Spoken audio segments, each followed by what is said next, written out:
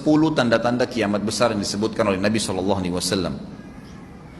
Kata beliau, amblasnya bumi di belahan timur yang pertama, terjadi gempa besar. Sebagian ulama hadis mengatakan bagian Asia, di mana Allahu alam. Tapi ini tanda-tanda kiamat besar akan terjadi nanti. Kemudian terjadi lagi longsor bumi di belahan barat. Sisi barat bumi kita tahu wilayah Afrika dan seterusnya. Kemudian amblasnya bumi di Jazirah Arab. Ini yang dimaksud dengan amblasnya bumi, artinya longsor yang besar, yang sulit lagi untuk ditimbun, udah nggak bisa ditimbun, nggak bisa diperbaikin. Kalau di situ ada kota, ada kampung, pasti hancur udah. 3 sekaligus terjadi longsor di 3 titik yang berbeda dan secara waktu atau dalam waktu yang bersamaan. Ini sudah selangsung 3 tanda-tanda kiamat. Jadi pada saat terjadi di timur itu tanda-tanda kiamat besar 1. Terjadi di barat tanda-tanda kiamat besar 2. Terjadi di Jazirah Arab tanda-tanda kiamat besar 3. Kemudian di dalam hadis ini disebutkan secara beracak. Nanti sebentar setelah saya terjemahkan hadis ini saya akan sebutkan urutannya. Lalu kata Nabi SAW, kabut yang menutupi bumi ini. Kemudian ada Dajjal. Jadi kabut itu dihitung dalam hadis ini yang keempat. Dajjal yang kelima. Kemudian yang keenam binatang melata. Nanti akan saya jelaskan juga apa yang dimaksud dengan binatang melata. Yang ketujuh keluarnya Ya'juj Ma'juj. Ini juga akan kita jelaskan nanti. Kemudian yang kedelapan matahari terbit dari tempat terbenamnya. Yang kesembilan keluarnya api dari perut kota Aden yang menghalau manusia. Sulit, manusia tidak bisa melalui Jazirah Arab. Kemudian yang ke-10 turunnya Isa putra Maryam. Turunnya Isa putra Maryam. Tentu saya katakan tadi hadis ini disebutkan dan disepakati oleh para ulama sifatnya teracak. Karena cukup banyak dalil-dalil yang lain yang mengurut kejadian ini. Urutan yang pertama dari 10 ini adalah keluarnya Dajjal. Ini urutan pertama. Dajjal, jemaah sekalian, adalah diambil dari kata-kata Dajjalah yang berarti kekacauan. Ciri-ciri Dajjal disebutkan dalam banyak hadis yang sahih adalah mata kanannya yang paling pertama rusak seperti anggur kering. Kata Nabi SAW dalam hadis sahih, ketahuilah Dajjal buta mata kanannya dan Tuhan kalian tidak buta, karena dia akan mengaku sebagai Tuhan. Kemudian dia orangnya memiliki kulit yang kehitam-hitaman serta memiliki dahi yang lebar.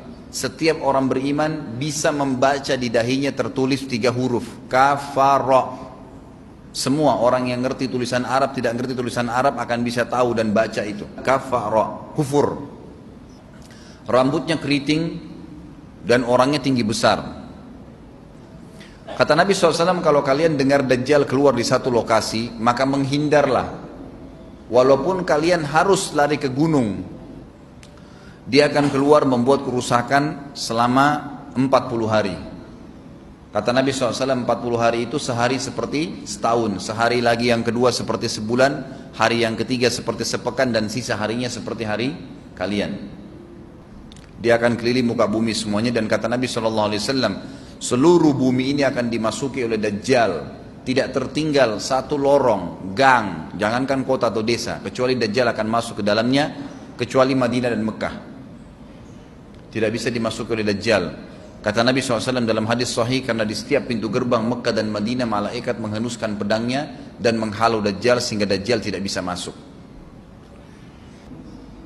Pada saat dia tiba di Palestina, waktu yang bersamaan di kota Madinah berkecamuk.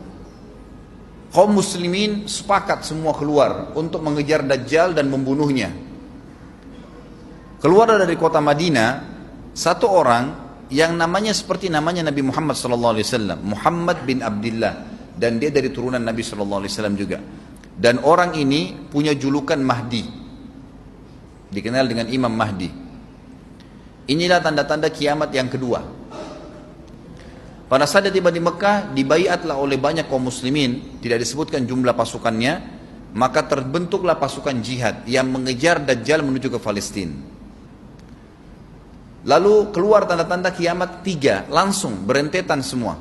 Tanda-tanda kiamat besar yang ketiga adalah pada saat pasukan Imam Mahdi dengan pasukan jihad itu tiba di Darul Baydha namanya.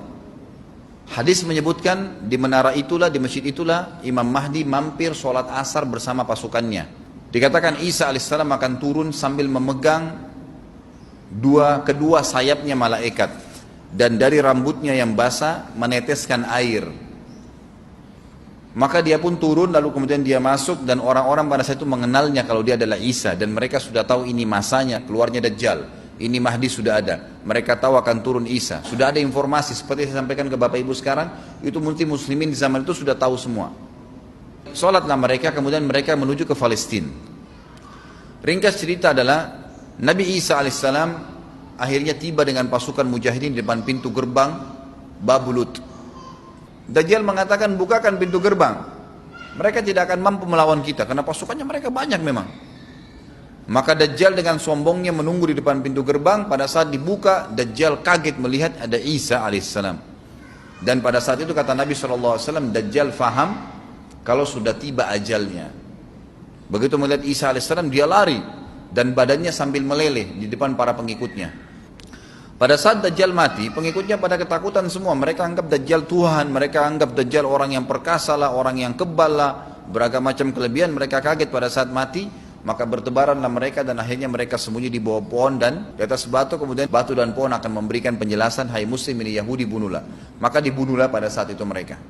Lalu Nabi Isa alaihissalam memimpin di muka bumi, dan kata Nabi SAW, pada saat itu Islam, agama Islam yang dibawa oleh Nabi SAW akan masuk ke semua rumah di muka bumi, gak tersisa.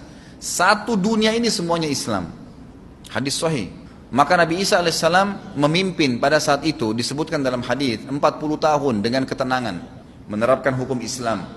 Semuanya beriman kepada Allah subhanahu wa ta'ala dan menjadi muslim. Setelah itu keluar tanda-tanda hari kiamat besar yang keempat, yaitu keluarnya Ya'juj dan Ma'juj. Nabi SAW sebutkan ciri-ciri mereka. Mata mereka sobekannya kecil sehingga mata mereka kelihatan seperti sipit, tapi bola matanya besar. Mereka memiliki rambut yang keriting dan mereka memiliki poster yang umumnya seperti poster manusia. Ada hadis yang berbunyi mereka akan mendatangi sebuah sungai, kalau tidak salah namanya sungai Tibria, airnya banyak mengalir. Kata Nabi SAW, mereka semua minum air sungai itu, dan yang terakhir dari mereka datang sudah nggak dapat air. Artinya air sungainya habis diminum. Bayangin berapa banyak jumlahnya itu. Pada saat itu Nabi SAW mengatakan, Allah berfirman kepada Isa, berkata, wahai Isa, aku akan mengeluarkan hamba-hambaku yang tidak ada seorang pun dari kalian bisa mengalahkannya, termasuk Isa alaihissalam, nggak bisa mengalahkan. Maka selamatkanlah dirimu bersama dengan pengikut-pengikutmu ke Gunung Tur namanya. Jadi memang Ya'juj ini ciri khasnya, kata Nabi SAW, mereka memakan apa saja. Jadi bukan seperti manusia normalnya. Mereka membunuh semua yang bukan seperti mereka. Sampai-sampai kata Nabi SAW, tidak ada yang bisa mengalahkan mereka dan jumlah mereka sangat banyak. Salah seorang di antara mereka tahu dia akan mati kalau sudah punya 1000 anak. Kata Nabi SAW dalam hadis Bukhari, kecelakaanlah bagi orang-orang yang ada di Jazirah Arab.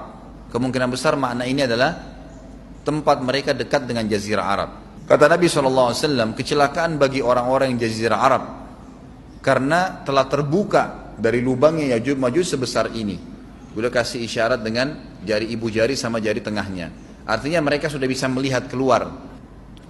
Pada saat mereka keluar, maka mereka akan mulai membuat kerusakan. Kata Nabi SAW di dalam hadis sahih riwayat Imam Bukhari, bahwasanya Ya'juj Ma'juj akan membunuh siapapun yang mereka temui. Bahkan pada saat mereka sudah merasa menguasai bumi, mereka melepaskan anak-anak panah mereka ke langit. Lalu Allah menurunkan anak-anak panah mereka sebagai fitnah dipenuhi dengan darah. Maka mereka berkata, kami telah membunuh semua yang ada di bumi dan semua yang ada di langit. Kata Nabi SAW, Allah lalu mengizinkan Isa untuk berdoa kepada Allah agar memusnahkan mereka. Maka Isa alaihissalam pun akhirnya berdoa, meminta kepada Allah subhanahu wa ta'ala agar mereka semua dimusnahkan. Maka pada saat itu pun Allah subhanahu wa ta'ala menurunkan kepada mereka hama. Sebagian hadis menyebutkan serangga kecil seperti cacing, banyak sekali yang menimpa tubuh-tubuh mereka. Setiap orang satu. Dan itu membuat mereka mati.